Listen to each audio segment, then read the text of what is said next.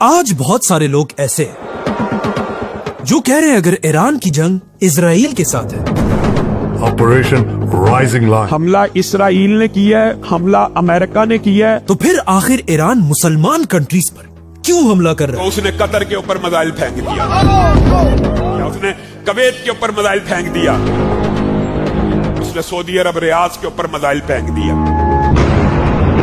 لیکن ایران کہتا ہے کہ وہ مسلمان کنٹریز پر نہیں بلکہ ان مسلمان کنٹریز کے اندر امریکہ اور اسرائیل کے بیسز کو ٹارگٹ کر رہا ہے.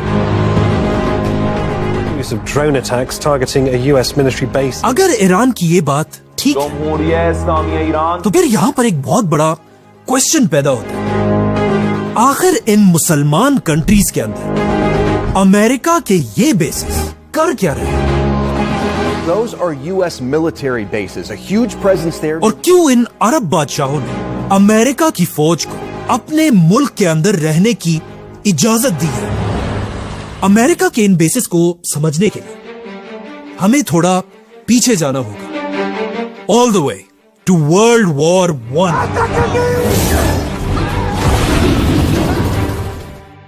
World War I مسلمانوں کی طرف سے ان کی آخری سپر پاور بہت ہی بہادری سے لڑ رہی تھی، عثمانیہ خلافت. لیکن بہت بہادری سے لڑنے کے بعد بھی ورلڈ وار 1 میں عثمانیہ خلافت ہمیشہ کے لیے ختم ہو گئی. عثمانیہ خلافت کے ٹوٹنے کی وجہ سے وہ سارے علاقے جہاں پر عثمانیہ خلافت کی حکومت تھی وہ سب آہستہ آہستہ ایک ایک کر کے عثمانیہ خلافت کے ہاتھ سے نکلنے لگے، اور ان سارے علاقوں کو برٹش امپائر اور اس کے ساتھیوں نے مسلمانوں سے چھین لیا، جس کے بعد اس پورے علاقے کو برٹش امپائر نے کنٹرول کر لیا.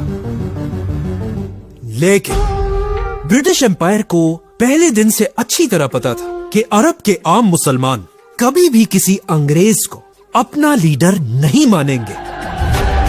اسی لیے برٹش امپائر نے اب ان عرب کنٹریز کو اپنے کنٹرول میں رکھنے کے لیے ایک بہت ہی زبردست اور